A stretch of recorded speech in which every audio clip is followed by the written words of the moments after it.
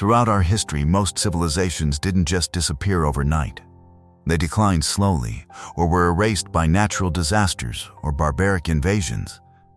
But there are some civilizations whose disappearance has puzzled experts for centuries. And today, we'll show you ancient civilizations that vanished without a trace.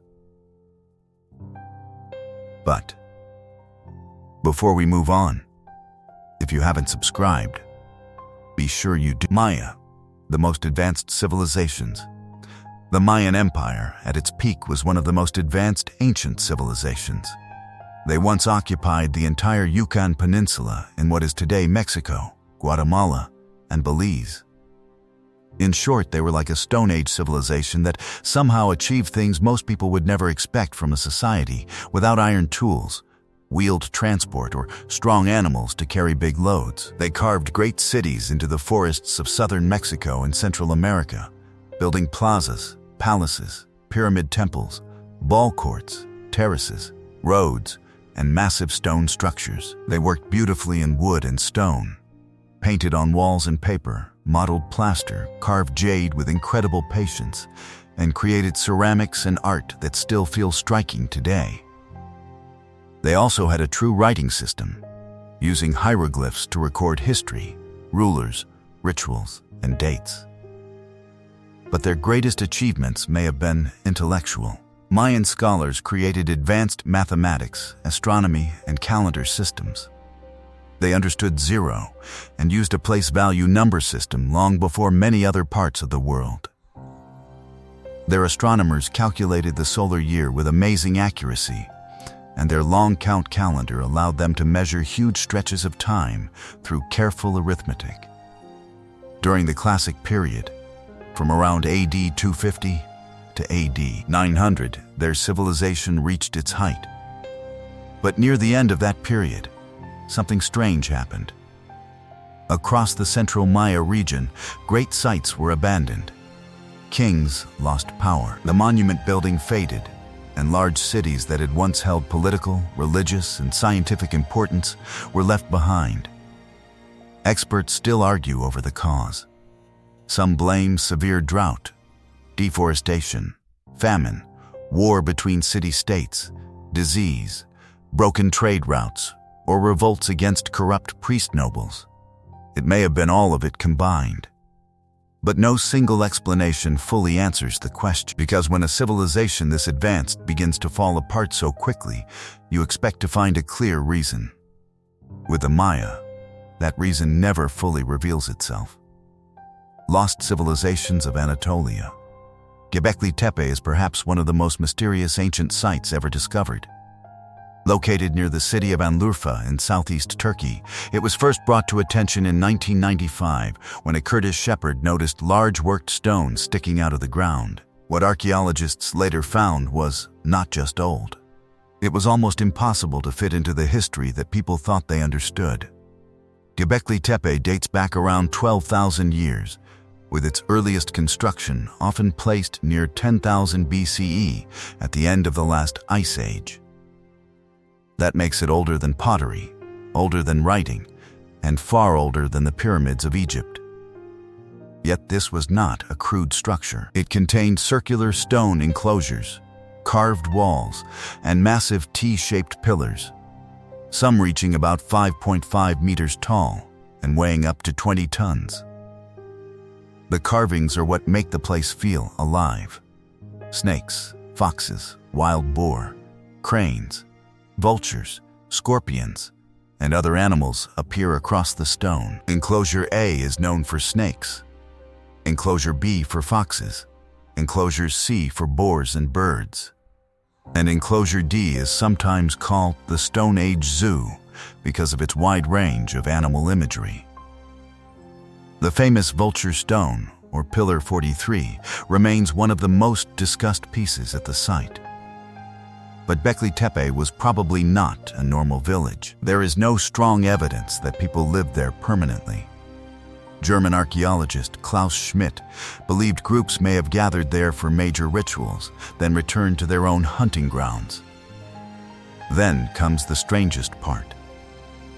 After hundreds of years of use, the oldest enclosures were deliberately buried. Later, smaller structures were built above them, and then the whole site was abandoned. Why they built it, what they worshipped, and why they buried it, still no one confidently knows. Indus Valley Civilization. Well, one of the great civilizations of the ancient world is called simply the Indus or Harappan civilization. While it may not look like an ancient utopia, thousands of years ago, it was one of the largest and most organized societies on Earth. The Indus people began forming settlements as early as 8,000 years ago in what is now Pakistan and India. And by the 3rd millennium BC, they controlled over 386,000 square miles of land. At their peak, they may have had close to 5 million people, nearly 10% of the world's population at the time.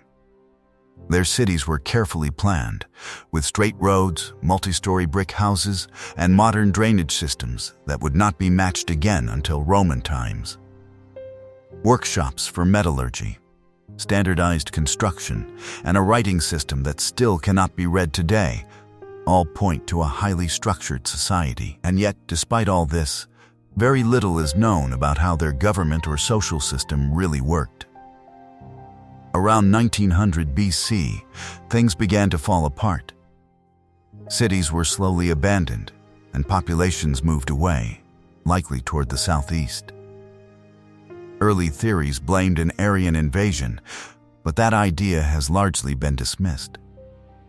But more recent studies suggest a very different story. They suggest that monsoon patterns shifted, and rainfall became unreliable for long periods, making farming difficult for such a large population. There is also evidence of droughts lasting decades, along with possible earthquakes and outbreaks of disease like malaria or cholera. The collapse did not happen in a single moment. It stretched across generations. But by around 1500 BC, the great cities were empty. And even now, the biggest question remains. And it's not just why it ended, but why a civilization this advanced and skilled left behind so few answers. Çatalhöyük. Experts didn't call it the oldest city in the world for no reason. Çatalhöyük was one of the earliest places where human life began to look organized on a truly large scale. Located in what is now south-central Turkey, this strange settlement thrived 9,000 to 7,000 years ago, long before iron tools, written records, or the kind of streets we normally associate with a city. And that is what makes it so fascinating. Çatalhöyük did not have roads in the usual sense. The homes were packed tightly together, almost like a giant honeycomb, with people entering through openings in the roofs instead of front doors. They moved across rooftops using ladders and roof paths, while daily life happened inside mud brick houses beneath them. Outside the settlement, they farmed crops like wheat and almonds, showing that this was not just a camp, but a serious agricultural community. Their homes also tell us something deeper. Families buried their dead beneath the packed floors, keeping ancestors physically close to the living. Some entrances were decorated with bull skulls, and many walls carried paintings, symbols, and ritual scenes. Even without writing, they left behind proof of a society rich in art, ceremony, and shared beliefs. At different points, Çatalhöyük may have held around 10,000 people, which is remarkable for such an early period. Yet after nearly 2,000 years of life, the settlement was eventually abandoned. And why no one knows for sure. Some believe the disease may have spread through the crowded houses. Others think changing conditions, pressure on resources, or slow social shifts may have pushed people away. But whatever happened, Çatalhöyük did not leave us a final explanation. The Lost Kingdom of Nia. Now, let's go to China, to the Taklamakan Desert, where the Lost Kingdom of Nia once stood in what is today Xinjiang. Around 1600 years ago, Nia was not a dead place buried under sand. It was a thriving oasis city along the Silk Road, known in Chinese Han records as Jingju. It had wooden houses, courtyards, fruit trees, grapevines, reservoirs, stables, graves, irrigation canals, and even a bridge over the Naya River. At the center stood a Buddhist stupa made from sun-dried mud bricks, showing how deeply Buddhism had entered the region. Naya was small, but it was linked to a big world. Chinese, Indian, Persian, Macedonian, and possibly Hellenistic influences moved through it with traders, monks, soldiers, and officials. British explorer Aurel Stein reached the ruins in 1901 and found wooden tablets written in Koroshthi, along with seals showing Greek figures like Eros, Athena, and Hercules. Later expeditions found mummies, coins, tools, weapons, silk clothing, and sealed letters. By the 7th century, Xuanzang described Naya as deserted. War, drying rivers, and the expanding desert likely ended it. Nabta Playa. The ancient Nabta Playa civilization is often considered to be the precursor of ancient Egypt, but its story begins far out in the Nubian desert, roughly 100 kilometers west of Abu Simbel in southern Egypt. Between 7000 and 6500 BCE, this dry land was not the empty desert we see today. Monsoon rains had created a seasonal lake, allowing people to gather, herd cattle, farm, make ceramics, and build a surprisingly advanced ceremonial landscape. Nabta Playa contains hundreds of prehistoric tumuli, stelae, stone circles, and megalithic structures. Some mounds held cattle remains, including one carefully buried young cow dating back around 7,400 years, which suggests ritual sacrifice and organized belief. The site also has stone alignments that may have helped track stars and seasons. Some researchers, including J. McKim Malville, Fred Wendorf, and Romuald Schild, have argued that Nabta's astronomy and cattle rituals may have influenced later Egyptian religion. Around 5,000 years ago, the climate changed again, the lake dried, and the desert returned. The people left, possibly moving toward the Nile Valley. And if that is true, Egypt's roots may reach much deeper into the desert than anyone once imagined. Cahokia. Well, long before Europeans made it to North America, the so-called Mississippians had built a great city that was larger and more organized than many people ever imagined. Today, its remains sit in Illinois, only a few miles from present-day St. Louis, Missouri. But between about AD 600 and AD 1400, Cahokia was one of the most impressive urban centers in North America. At its height, especially during the 1000s and 1100s, Cahokia may have held up to 20,000 people, around the size of London at the time. The city stretched across about 6 square miles and contained plazas, neighborhoods, wooden stockades, and at least 120 earthen mounds. The largest, known as Monk's Mound, rose about 100 feet high and was built with roughly 14 million baskets of soil. That alone shows how organized this society was. These people were not just surviving near the rivers. They were engineering the land itself. Cahokia sat near the meeting point of the Mississippi, Illinois, and Missouri rivers, making it a powerful trade hub. Its people farmed corn, shaped copper, shell, and stone into impressive art, and even built a circle of red cedar posts called Woodhenge, likely used as a solar calendar. But around AD 1200, the city began to decline. A major flood struck around that time, and it may have shaken the entire system. Researchers have also pointed to disease, famine, poor sanitation, overuse of natural resources, political unrest, social conflict, and the colder conditions of the Little Ice Age. By the time Columbus reached the Americas, Cahokia had long been deserted. And that is what makes it so strange. A city this large, this skilled, and this important vanished with questions. The Mycenaeans. The Mycenaeans rose around 1600 BC. In southern Greece, growing out of the earlier Minoan world and becoming one of the strongest powers of the Bronze Age Aegean. Their civilization spread across the southern mainland and nearby islands, with major centers such as Mycenae, Tiryns, Athens, Thebes, Orchomenus, Iolcos, and Knossos. These were not quiet settlements. They were fortified cities, ruled by powerful elites and tied together through trade, war, and craftsmanship. The Mycenaeans were also deeply connected to Greek legend. Mycenae itself became linked with King Agamemnon, the ruler said to have led the Greek forces during the Trojan War. Behind the myth, though, was a real society with serious power. They were strong at sea, using ships for trade across the Aegean and for military campaigns when needed. Since their land lacked many natural resources, they imported materials, turned them into valuable goods, and became known for weapons, jewelry, and skilled craftwork. Then, sometime after 1200 BC, their world began to break apart.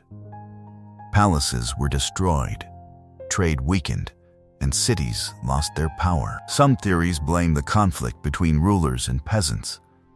Others point to earthquakes, broken trade routes, invasion by the Dorians, or attacks connected to the Sea Peoples. There is no single answer that explains everything. The Mycenaeans simply collapsed into the darkness that followed the Bronze Age. And no one on Earth knows why. Angkor. Most people have heard of the magnificent temple Angkor Wat in Cambodia. But what many don't realize is that Angkor Wat was only one part of a much larger world. Angkor was the capital of the Khmer Empire, a powerful civilization in mainland Southeast Asia that flourished between the 9th and 15th centuries AD. At its height, especially between AD 1000 and AD 1200, it may have supported hundreds of thousands of people, possibly even close to 1 million. Its roads, canals, reservoirs, temples, and rice fields stretched across a vast landscape, making some archaeologists believe it may have been the largest urban site in the world at the time. The Khmer were brilliant builders, but their greatest achievement may have been water control. They built a massive hydrologic system designed to handle monsoon rains, dry seasons, and farming needs in a tropical forest. But that same system may have become its weakness. By the mid-1300s, long droughts, floods, erosion, overpopulation, forest clearing, war with Ayutthaya, and political unrest began wearing the empire down. In 1431, Angkor was sacked, but its fall had already been happening slowly. The jungles simply finished what history had started. The Olmec. The Olmec were one of the first great societies of Mesoamerica, rising in the tropical lowlands of south-central Mexico around 1400 BC. Their main center was San Lorenzo, supported by other important sites like Tenochtitlan and Potrero Nuevo. And for such an early civilization, what they built was anything but simple. The Olmec built ceremonial courts, house mounds, large conical pyramids, and massive stone monuments, including the colossal heads that still make them instantly recognizable today. These heads were not small carvings. They were huge, heavy, and carefully shaped, showing the skill of people who clearly understood stonework, planning, and organized labor. Trade also played a major role in Olmec life. They connected different Olmec regions with one another and exchanged goods with other Mesoamerican societies. Because they appeared so early and influenced later cultures so deeply, many historians often call them the mother culture of Mesoamerica.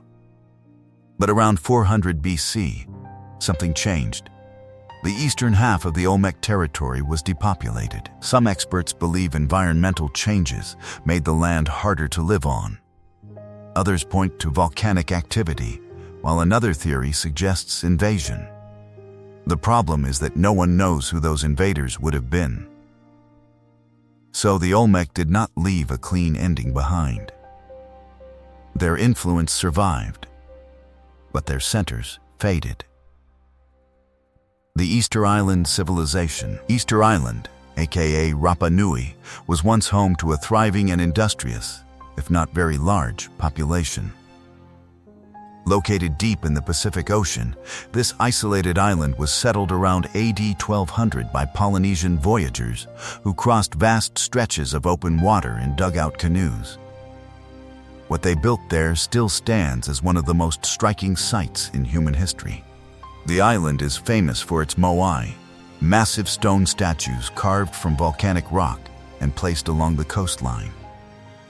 Some weigh several tons, yet the people of Rapa Nui managed to transport and raise them without modern tools. These statues were not random creations. They represented ancestors and held deep cultural meaning, tied to rituals and community identity. For years, many believed the civilization collapsed because the islanders destroyed their own environment, cutting down all the trees and exhausting their resources. That idea became popular, especially after it was repeated in books like Collapse by Jared Diamond. But more recent research tells a more complex story. When Europeans first arrived in 1722, they found a functioning society. Farming was still practiced, crops were rotated, and the population was stable. There was no clear sign of total collapse at that point. The real disaster came later. In the 1860s, slave raids by Peruvian traders captured or killed around 1,500 islanders. Those who returned brought diseases like smallpox, which spread quickly. By the late 1800s, the population had dropped to just over 100 people. So the civilization did not suddenly destroy itself. It was broken from the outside, and what remains today is not just a mystery, but a reminder of how quickly a society can be pushed to the edge. Well, that's all from us. What do you think about the disappearance of these ancient civilizations? Let us know your theory in the comments below. Take care, and we'll see you later.